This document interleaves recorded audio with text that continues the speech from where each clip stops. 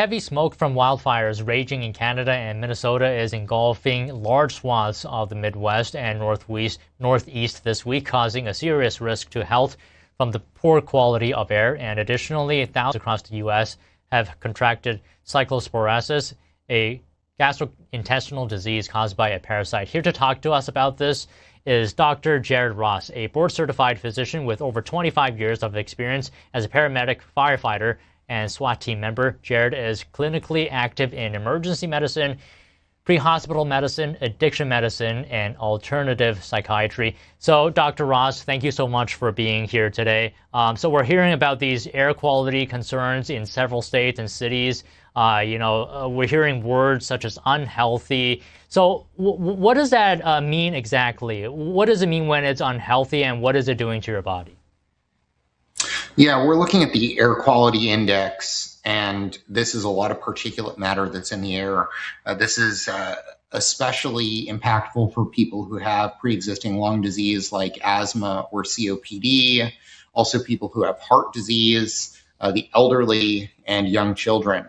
And we're seeing this across large swaths of the Midwest and New England. It's affecting about a third of the American population, unfortunately. So what would you say is the duration of exposure that is risky for people who not just for those who are more at risk to health conditions, but just for regular people? Is there a time here? How long should you be indoors and not exposed to this? Yeah, it's really a challenging problem to solve, because we know that when we tell people to stay indoors, they get less physical exercise, and we have an obesity epidemic in this country. And when people stay indoors, they just don't get that exercise. Staying indoors also isn't a perfect solution. A lot of houses have very leaky air. This particulate matter gets inside and doesn't get out. The recommendations are actually relocation, but that's not feasible for most people. It's expensive. You don't know how long you're going to be gone for. You have to find a place to live. You have to deal with your work situation. So there's no clear answers here, and there's no great solutions. That's what's really unfortunate about this. So what about face masks? Do they help to a certain degree from preventing people inhaling this unhealthy air? Face masks can be helpful, but it has to be an N95 mask or a P100 mask. A paper surgical mask, a bandana, a cloth mask isn't going to do anything. I mean, it may actually give people a false sense of assurance and cause them to spend more time outside. One of the best things that you can do is have a HEPA filter in your room. I have one in my office, one in my bedroom here. I'm pretty sensitive to smoke, but that's only going to get you a room at a time with those machines. And again, those machines are not cheap. They're not terribly expensive, and they need to have their filters replaced every few months as well. I just want to know, what is the level of worry that people should have in their minds due to this air quality concern? Would there be any long-term impacts on health from breathing in this wildfire smoke? We have seen some studies that have shown long-term impacts to people in California. I'm originally from California, who were exposed to the smoke, the wildfires out there a couple of years ago. A lot of this is not well known, but we know that our lungs are not designed to inhale smoke or inhale particulate matter. We do have some defenses in our nose and our sinuses to try to remove some of that. But when you've got air quality like this, our body just can't keep up.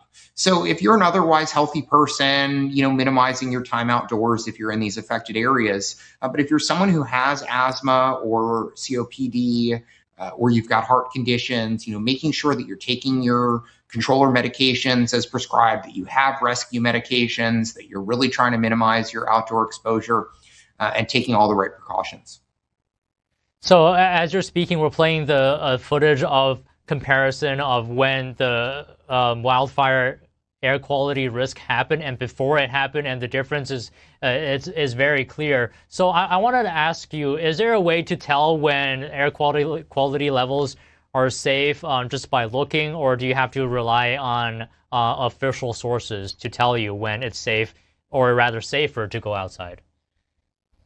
Yeah, I would advise everyone to rely on the AQI, the Air Quality Index, and that's a numerical measure that comes out from the National Weather Service. And all your major weather apps will have that readily available. You can find that on the web easily.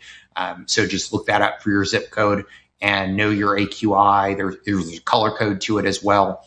And know that if you're a high risk individual, you need to be paying attention to that. Okay, so before we let you go here, Doctor, I just want to get your thoughts on the health issue hitting Americans right now concerning cyclosporasis. I don't know if I'm saying that correctly. Correct me if I'm wrong, but it's affecting thousands of people in more than half the states in the country. So tell us more about this. Is it caused by a parasite? What are the symptoms, and how serious are the symptoms? Yeah, thanks so much, John. It's a cyclosporosis caused by a parasite called Cyclosporidium. It occurs from fecal contamination, so animal feces on lettuce. And lettuce is particularly susceptible because it's a ground crop, it's grown on the ground, and then also it's typically eaten raw, it's not cooked. So we're seeing this outbreak that's been linked to Taylor Farms, which is a big supplier to Taco Bell. And that fecal contamination, it then has a pretty significant incubation period, about 7 to 10 days, maybe even up to 2 weeks before you get sick. And then the predominant symptom is really watery diarrhea. People can have nausea, some crampy abdominal pain, even fevers. For otherwise healthy individuals, it's really self-limiting. You just need to make sure to stay hydrated. You can use over-the-counter antidiarrheal medications. There is a medicine that's specifically FDA approved for it. You can also use some antibiotics that work for it. But for most healthy people, it is a couple weeks of diarrhea, unfortunately, but it can really be well managed and shouldn't be a big deal. Who we really get concerned about are the young, the elderly, and people who are immunosuppressed. So either those with HIV/AIDS who have CD4 counts less than 100, or people who've had organ transplants and are really immunosuppressed. Those are people who are really at risk here.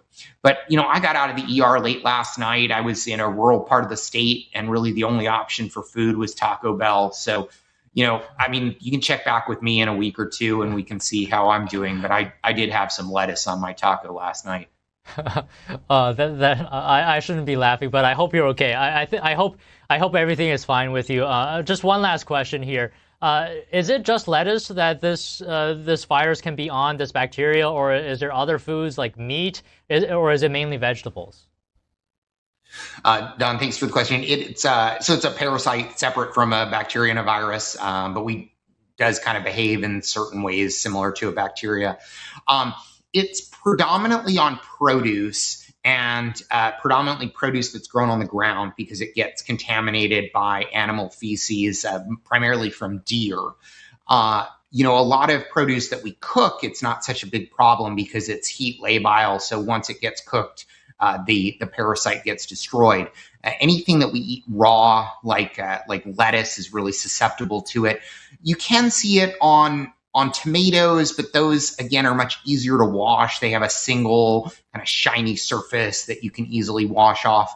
Lettuce is just harder to wash. On an industrial scale, lettuce is washed 3 times. It's washed in a chlorine and water solution that should kill this, but, just a few spores, unfortunately, can really cause someone to get sick.